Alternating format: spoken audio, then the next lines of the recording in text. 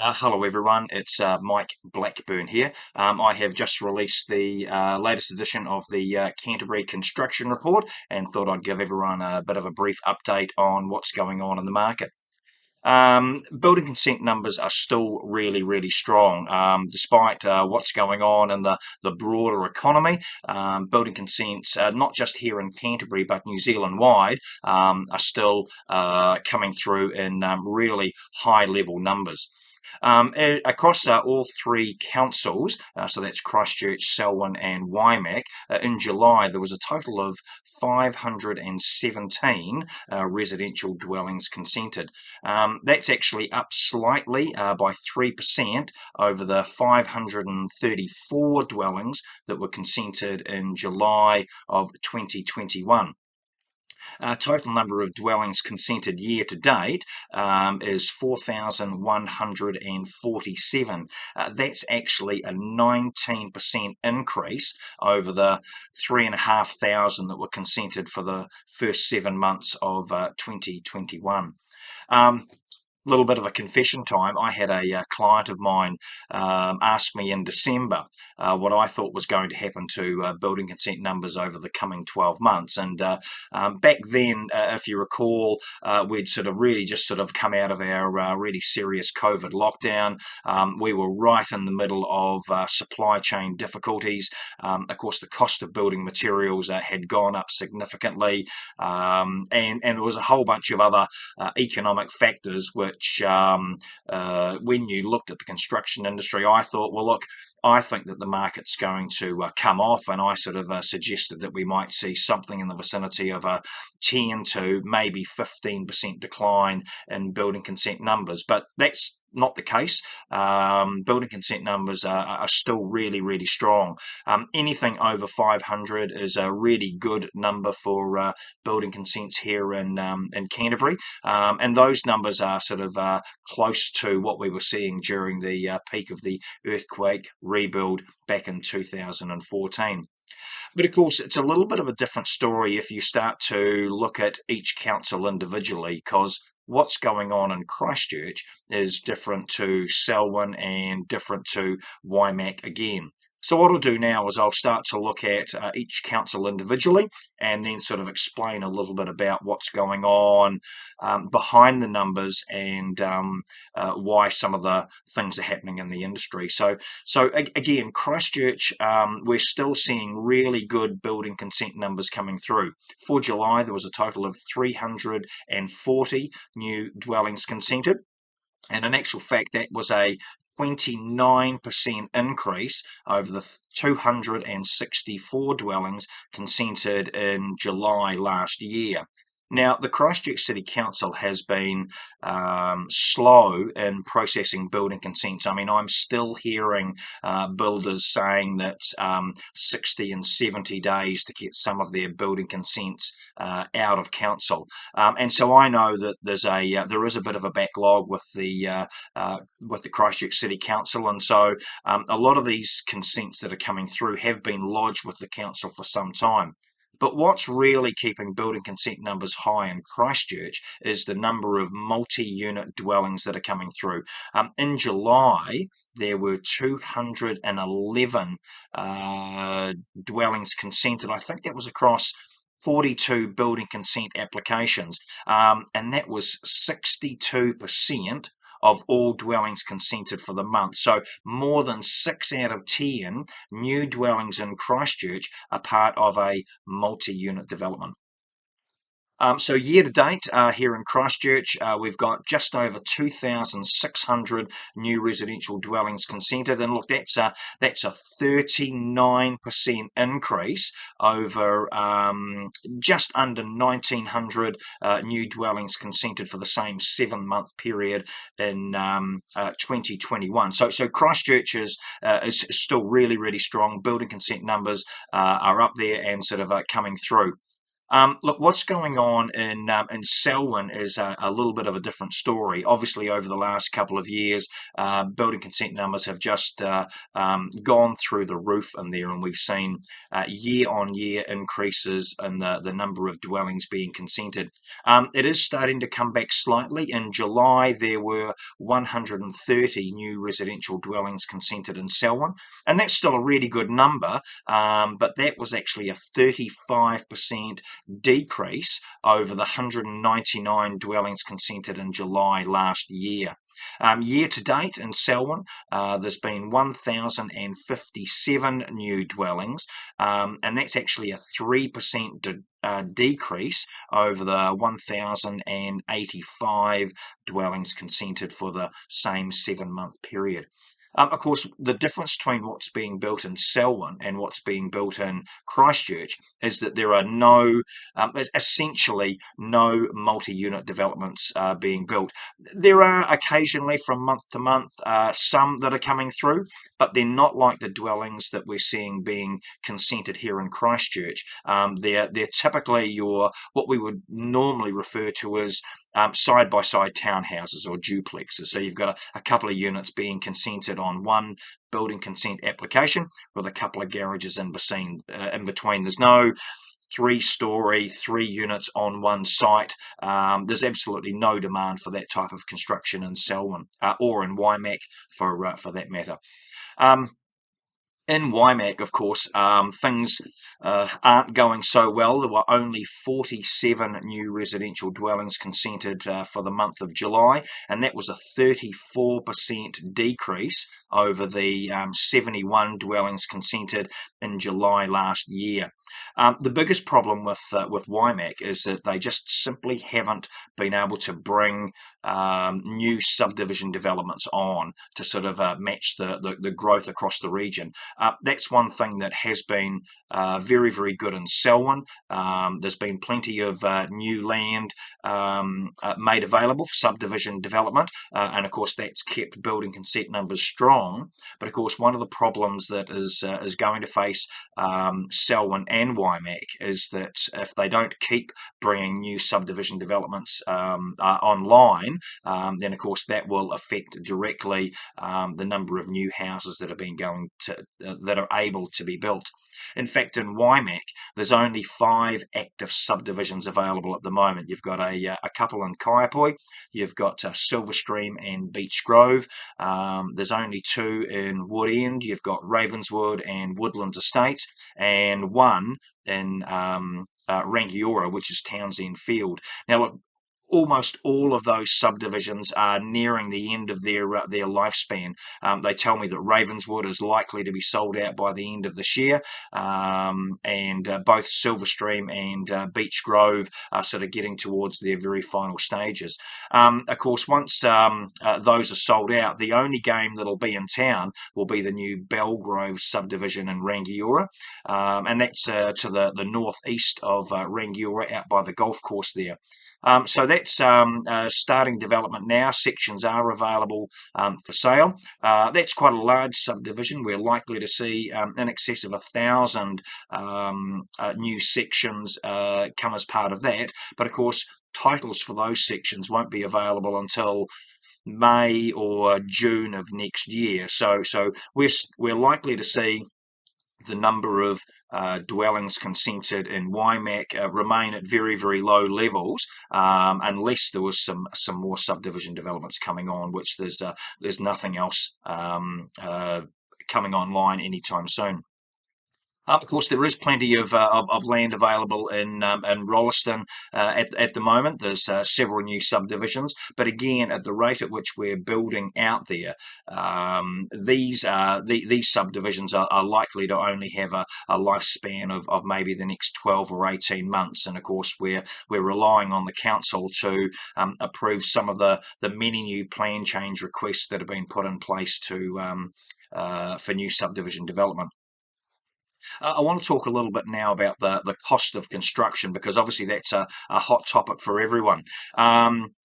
in July, the total cost of construction, or the total consented value of new dwellings, was $124 million across all three councils. That's actually a 7% increase over the $189 million for dwellings consented in July last year. Year to date, it's a smidge under $1.5 billion across all three councils, and that's actually a year-on-year increase of 25%. Of course, one of the main reasons why we're seeing the cost of construction go up is simply because the cost of building materials have gone up. It's estimated that there's a 20% increase in the cost of building materials over the last 12 months. And of course, that only goes one place. That goes on to the consented value, which of course then gets passed on to the buyer at the end of the day. One of the key drivers that's actually forced up the overall price of new construction has been the increase in the cost of land. In January of last year, 2021, the median price for a residential subdivision section across the broader Canterbury area was about $450 a square metre. By November, that price had risen to a median price of $1,000 a square metre. In fact, I've got records of some sections being sold for closer to $1,100 a square metre. There was 450 square metre sections in Rolleston and Hallswell and Burwood being sold for as much as $520,000. And of course, if you're spending $500,000 on a section, then you've got no option but to put a $500,000 house on it. And so, of course, the new retail price point for residential construction now becomes $1.1 or $1.2 million, which is just crazy. And of course, once those prices hit those levels, they're unlikely to sort of come back. I am seeing some secondary sales of land come onto the market at the moment. Builders who might have traditionally had 3 or 4 sections in their back pocket might have sort of been tempted to sort of go out and buy 2 or 3 more, and builders who might have traditionally had 20 or 30 sections in their back pocket, again, just I guess it's that fear of missing out, sort of went out and bought another sort of 10 or 20 sections. And of course, as the economy looks to sort of slow, I am seeing sort of some of those sections come back onto the market for sale. Maybe builders are going, look, maybe I don't quite need that many sections, and prices are sort of starting to sort of come back a little bit, but not an awful lot. And of course, as we sort of talk a little bit about land availability, another really important change in the market that's coming very, very soon is the new rules coming out of the Christchurch City Council at the end of September, affectionately known as Plan Change 14. So this is part of the government's drive towards increasing medium and high density development in the main urban centres, and so what we're likely to see is in the centre of Christchurch and sort of in the surrounding suburbs, there will be a new policy passed by the Christchurch City Council, which will enable developers to build at a much greater density. In fact, in the centre of Christchurch, I understand that potentially it could be up to 90 metres, and in some of the city fringe suburbs, it could be up to 20 metres. So whilst across the board, across Christchurch, Selwyn and Waimakariri, the new National Policy Statement on Urban Development now allows for 3 units of up to 3 stories on a single section. There are some caveats around that, but that's enforced now. But obviously, in some parts of Christchurch, we're going to see the ability to have much greater density. Now, of course, on top of that, last week, if you were paying attention to the news, you would have seen that the Christchurch City Council released its draft transport plan. And of course, one of the key features of that particular announcement was the fact that the Christchurch City Council are considering introducing toll charges or congestion charges to sort of drive into Christchurch from the outer suburbs or from Selwyn and Waimakariri.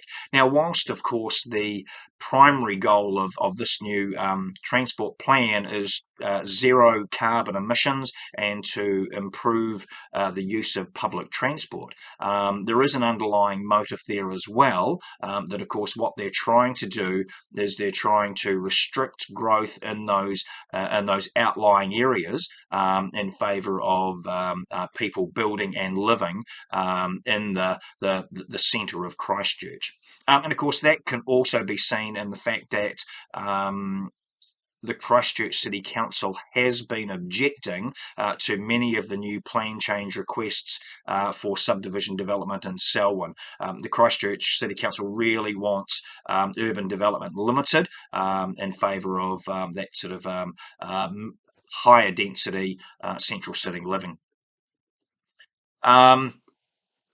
I want to talk a little bit about what's likely to happen into the future, because there are some key things which are driving growth in the construction market at the moment.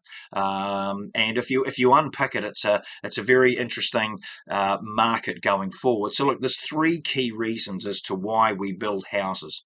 Firstly is population growth. Secondly is we knock down our old crappy houses and replace them with new ones. And thirdly is the smaller household unit that we need. So as the population ages, as we start to have families later, then obviously the number of persons per household gets smaller, and therefore we need smaller houses.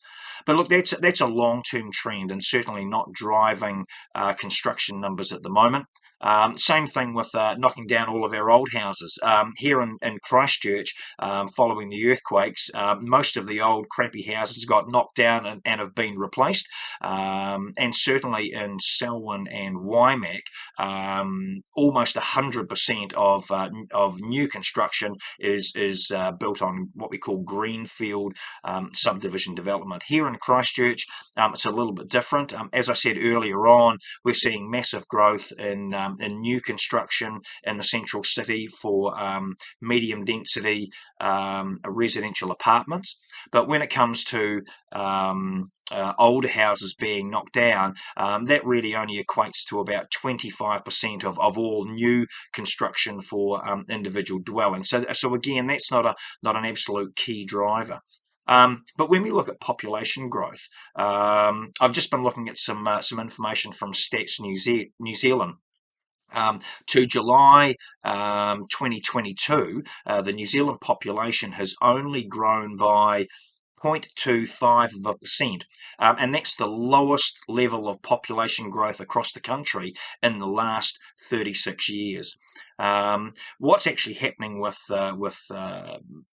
migration is that if you look at what happened during COVID, there was all this talk about hundreds of thousands of people wanting to come into New Zealand, and of course all the queues with regard to people trying to get into MIQ facilities. But what you didn't hear with the stories is that the vast majority of those people that were coming into the country were only here for a very, very short period of time, maybe 3 months, maybe 6 months, and then they left again. Stats New Zealand measures migration into New Zealand for people who are arriving or leaving for a period of 12 months or more. And in actual fact, for the last 12 months, net migration into New Zealand has been negative. There's been a net loss of people of something like about 9,000. So there's been 9,000 more people that have left New Zealand than have arrived. And there was a really interesting headline on Stats NZ's website, and I'll just read it here. So, young adults drive net migration loss. So look, if you're a builder or a tradie just coming out of your time, then I'm hearing lots of people saying, look, they're leaving and moving to Australia, getting a better hourly rate, better environment over there. But of course, it's not just builders and tradies; it's doctors, nurses, teachers, policemen, and we're likely to see that net loss of people leaving New Zealand with us for quite some time. So, of course, that is going to have a major impact on the demand for new housing here in New Zealand. Look, yes, we've absolutely been underbuilding for many years, and so over the last couple of years, when we've seen absolutely record numbers of new residential dwellings being consented, that's sort of playing a little bit of catch up.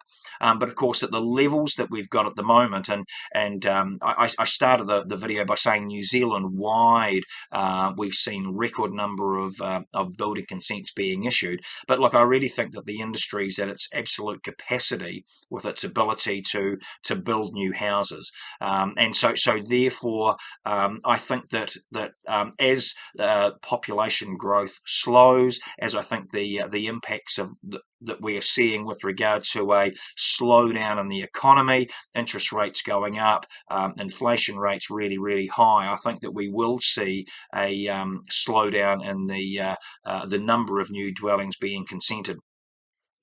Um, so look, I don't mean to sort of end this video on a sounding like I'm the Grim Reaper or that the sky's falling in. At the moment, building consent numbers are still really strong. You've got to look at each individual market, because, as I said, what's going on in Christchurch is different to what's going on in Selwyn, is different to what's on in Waimakariri. And of course, it's not just about building consent numbers; it's about all those things: land availability and our ability to actually deliver these new houses with the cost of construction and the availability of building materials. So, look, I hope you've enjoyed this video. A quick plug for my building consent report.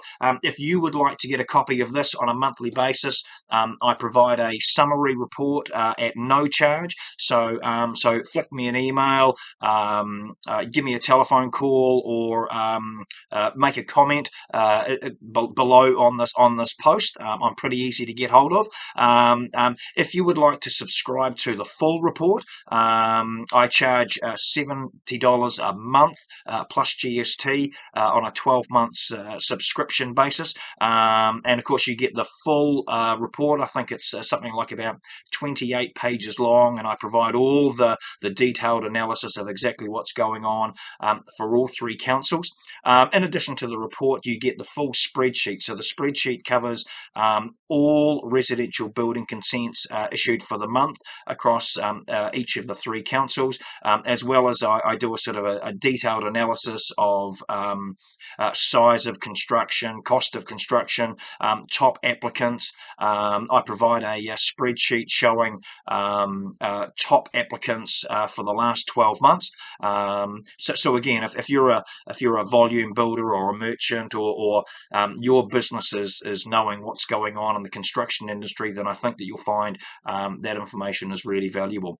In addition to that, I provide a range of specialist services. I sort of do individual consulting on various aspects of the market. I work a lot with land developers and sort of helping provide information for plan change requests and anything else that you might want to know about what's going on in the construction industry. So look, thank you for taking the time to watch this video. I hope you've got some great information. I'm really keen on your feedback. A lot of the information that I get on the building industry is from talking directly to builders and merchants and developers. So feel free to comment, or again give me a call. I'm really keen to sort of hear what you're up to and how you're seeing the market. So again, thank you for taking the time to watch this video, and I'll give you another update once I've completed my August analysis.